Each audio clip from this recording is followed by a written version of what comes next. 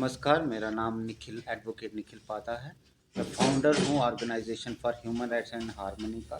ये 2019 में हमने मानव अधिकारों के ऊपर एक संगठन बनाया था, जिसमें हम करप्शन के खिलाफ आवाज़ उठाते हैं, और भी जो तमाम मुद्दे रहते हैं उसके खिलाफ आवाज़ उठाते हैं, जो पब्लिक डोमेन में होते हैं, जो पब्लिक के अंगेस्ट होते हैं, जो समाज के अंगेस्ट होते हैं। आज हमारी टीम हमारे साथ बैठी है।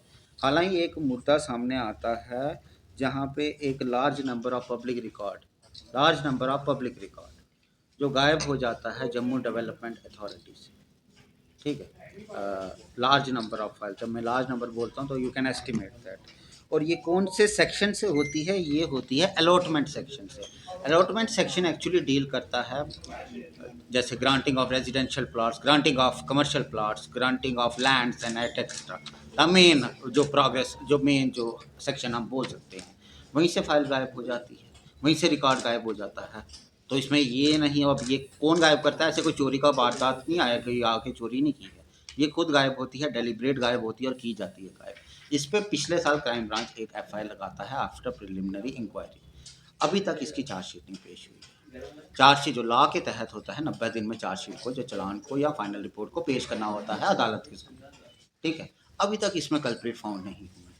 अभी तक कल्प्रिट एक्यूज या मुलजम है जो, वो अभी तक इसमें फाउंड ही नहीं हुआ है। अब इसमें मुलजम कौन होंगे? इसमें मुलजम होंगे पब्लिक सर्वेंट। तो अगर अभी तक कोई पब्लिक सर्वेंट इसमें फाउंड ही नहीं हुआ है गिल्टी, तो ये किसने किया?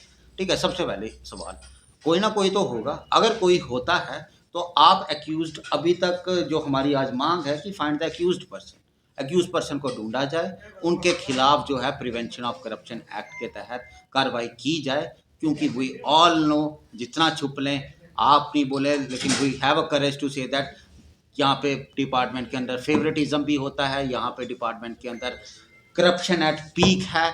आप अपने जिनके वेल विशर्स, जो कॉरपोरेट जाइंट्स हैं, जो कैपिटलिस्ट लोग हैं, जो आपके चाचे मामे ताए मौसे मौसियाँ हैं, आप उनको देते हैं ये जो गैर कानूनी तरीके से ज़मीनें, आप उनको देते हैं ये कमर्शियल प्लाट। आप जिसमें आपको करोड़ों रुपए का फ़ायदा होता है, आप उसमें ये करते हैं, उनको लोगों को फेवरेटिज्म करते हैं। तो it's a scam, it's a big scam that will come out if, अगर हमारी इन्वेस्टिगेटिंग एजेंसी इसमें जो है अच्छे से इन्वेस्टिगेट करती है। और मेरी यही मांग है, जो इसके लिए जिसके लिए हम आए हैं, मेरी गवर्नर साहब से मांग है, लेफ्टिनेंट गवर्नर साहब मनोज सिन्हा साहब, एक होम डिपार्टमेंट से एक एसआईटी बिठा दीजिए। ठीक है, हालांकि हमें पता चला है कि इनके जो जेडीए के ऑफिसर हैं वो इन्वेस्टिगेशन में कॉपरेट नहीं कर रहे हैं, जिससे मैं क्राइम ब्रांच के ऊपर भी इतना सवाल नहीं उठाऊंगा। जब जो लोग ही आपके साथ इन्वेस्टिगेशन के साथ कॉपरेट नहीं करेंगे तो obviously you want come to at closure. ठीक है, तो they can give an excuse, but आपके साथ जब कोई इन्वेस्टिगेशन में कॉपरेट नहीं करता है, he also become an accuse as per the criminal law. तो आप उस पर क्यों नहीं कार्रवाई कर रहे? तो अगर ये फेलियर है इन्वेस्टिगेशन का, then shift this investigation to another, form a SIT और फॉर्म अ जुडिशियल कमेटी। आप किसी रिटायर्ड जज के तहत ये कमेटी बिठा दीजिए।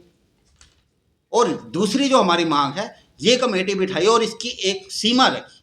ठीक है, ऑलरेडी 1 साल बीत गया, अब 2-3 महीने में हमें ही पता होता है इन्वेस्टिगेशन में कितना टाइम लगता है, किस किस को बचा रहे होते हैं। तो आप अपनी रेपुटेशन बचाने के लिए जो जो इसमें सामने आए हैं, जो जो आपको पता है, you have to take this name out. You are bound, क्योंकि आपके ऊपर पब्लिक है, आपके ऊपर हम लोग नहीं, आपके ऊपर पब्लिक है। आप कितना इसको डिले कर देंगे? सेकेंड थिंग इज, जो भी अगर मिसिंग रिकॉर्ड है, ये जल्द से जल्द जितना भी मिसिंग रिकॉर्ड है, ये सब आप ऑनलाइन पब्लिक डोमेन में चलाइए। ये आपका रिकॉर्ड नहीं है, ये मेरा रिकॉर्ड नहीं है, ये पब्लिक का रिकॉर्ड है। ये अकाउंटेबिलिटी एक्ट के तहत हमें ये राइट है, ये आरटीए एक्ट के तहत हमें राइट है, हमें कॉन्स्टिट्यूशनल राइट है ये। अब चढ़ाइए ना पब्लिक। आप किससे डर रहे? आप किसको बचा रहे?